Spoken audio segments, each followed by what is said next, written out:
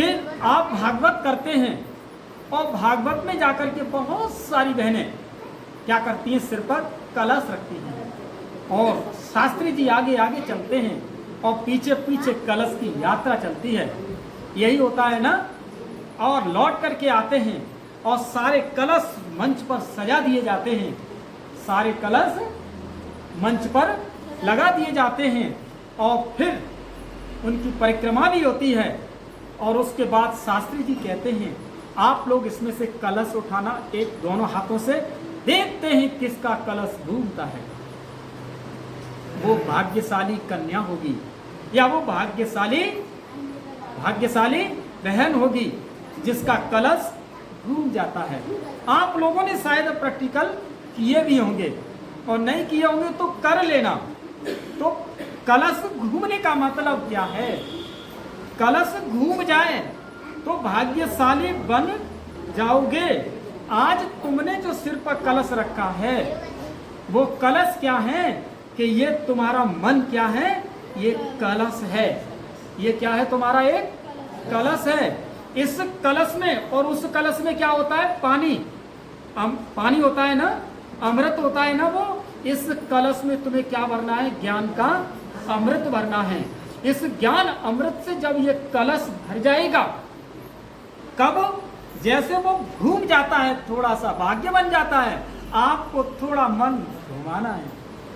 क्या करना है? थोड़ा सा कलश को घुमाना है कि इधर क्या है और इधर क्या है। तो इधर क्या है उस पर नजर लगानी है और इधर क्या है उस पर नजर डालनी है कि वो कलश है जो हमारे आचार्य जी ने पानी से भरवा के सिर पर लेकर के कलश यात्रा निकाली थी। ये वो कलश है कि इसमें हम ज्ञान का अमृत भरने जा रहे हैं। इस मन के अंदर, इस आत्मरूपी कलश के अंदर हम क्या भरने जा रहे हैं? ज्ञान का अमृत भरने जा रहे हैं। जब ये ज्ञान का अमृत भर गया तो समझ लेना तुम्हारा मन का कलश डूब गया। तो वही है कि हनुमान लांघ गए लंका, तुमने न लांघी मन की लंका। आज मन की लंका को लांघ सकते हो कब? हम अपने ज्ञान रूपी अमृत को इस कलश के अंदर भर लें तो ये मन रूपी लंका हमारी क्या होगी? आप इसको लांघ जाओगे, जीत जाओगे। कैसे? उसके लिए हमें क्या करना है?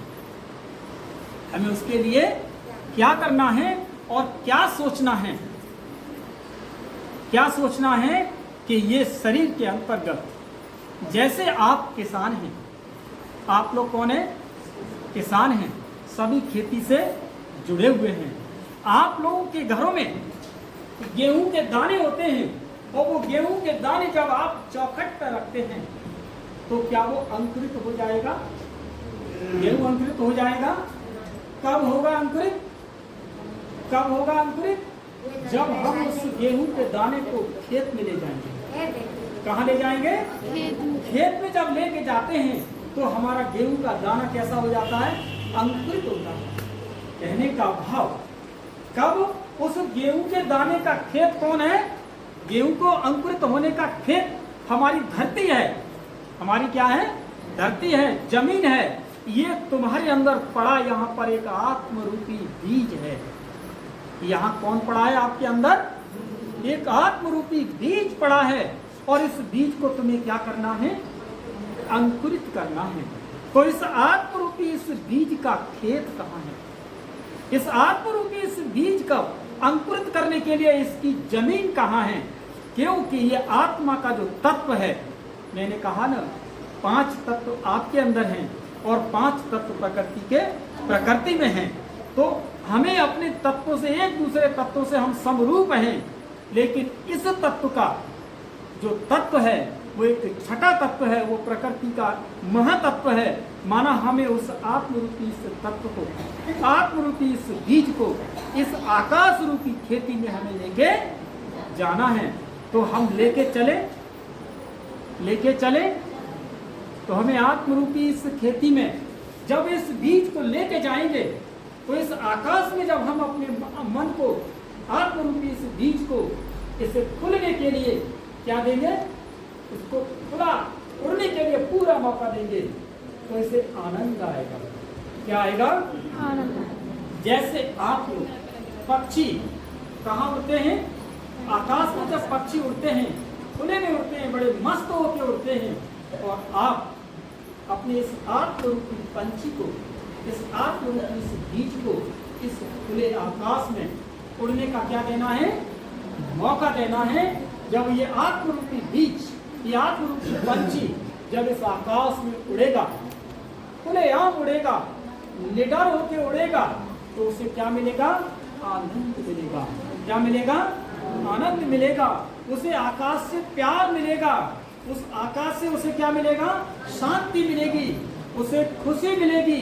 जो मैंने थोड़ी देर आपसे पहले शेयर किया था कि वो शांति कहाँ मिलेगी, आनंद कहाँ मिलेगा, प्रेम कहाँ से मिलेगा, खुशी कहाँ से मिलेगी। आज चलते हैं हम सभी लोग प्रेम, शांति, आनंद और खुशी लेने के लिए इस आकाश रूपी खेत की ओर। तो कुछ पलों के लिए हम सीधे से बैठ जाएं, सीधे बैठ जाएं और एक दूसरे से थोड़ा सा टच न हो, क्योंकि आप जा रहे हैं आनंद को फलित करने के लिए। आप सभी लोग सीधे स्ट्रेट होकर बैठे, रीढ़ तिरछी नहीं हो, सीधे स्ट्रेट हो और अपने थाई पर हाथ रख लें और रख करके इस तरह से भी बैठ सकते हैं। और ऐसे बैठ करके कुछ पलों के लिए आप अपनी आंखें बंद कर लें, सभी अपनी आंखें बंद कर लें और सोच लें, अब मेरी जीवन की ये यात्रा एक आनंद की यात्रा, शांति की यात्रा, एक खुशी की मेरी यात्रा अब शुरू होने जा रही है। इस यात्रा में मैं एक यात्री हूँ, मैं इस यात्रा में एक रामायण का यात्री हूँ। आज राम की दुनिया में मैं जा रहा हूँ, तो हमें आत्मा इस संसार में हाहाकार मच रहा है, चारों तरफ मिसाइलें टूट रही हैं, चारों तरफ से महायुद्ध होने जा रहा है, भयंकर आंधी और तूफान, ये प्रकृति बहुत तेजी से वाइब्रेशन दे रही है, जमीन फटती जा रही है, मेरे चारों ओर पानी का सैलाब आ रहा है, ओ जहरीले कीड़े मकोड़े मेरी ओर आ रहे हैं, मेरे पंछी बहुत दौड़ते हुए, तेज दौड़ते हुए एक ऊंचाई पर जाकर के पहुंच गया हूँ, जहाँ पर अब मैं और वो मेरा शांति का सागर, वो परम पिता परमात्मा, वो शांति का सागर, वो ज्योति बिंदु सर्व शक्तियों से भरपूर मेरे सम्मुख आ गया है। मेरी आत्मा उसके करीब आ गई है, वो मेरे ऊपर अनन्य प्रकार की किरणें फैला रही है। उन किरणों से अथाह आनंद, उनसे निकलती हुई प्रेम की किरणों से आनंद, वो प्रेम का प्रकाश, वो शांति का अनुभव, वो खुशी, आज समस्त रामायण का सार, आज गीता का वो सार, स्वयं सर्वशक्तिवान तेजस्वी प्रकाश मेरे सम्मुख है। वो मेरी आत्मा को इस आकाश मंडल में ऊपर की ओर लिए जा रहा है। मेरी आत्मा इस सूक्ष्म रूप से, मेरे इस भ्रकुटी से एक ज्योति के साथ मेरे प्रकाश की काया भी निकल गई और मैं अपने शरीर को उस टीले पर पड़े हुए देख रहा हूँ। मैं अनुभव कर रहा हूँ कि मेरा शरीर वहाँ पड़ा है और मैं आत्मा इस आकाश में बहुत दूर और बहुत दूर इस श्वेत गगन से भी पार एक काली दुनिया में जा घुसी हूँ, जहाँ पर काली दुनिया है। मेरे चारों ओर घोर काले बादल हैं, अब कुछ भी नजर नहीं है, सिर्फ अंधेरा ही अंधेरा है। अब मैं क्या करूं? कौन?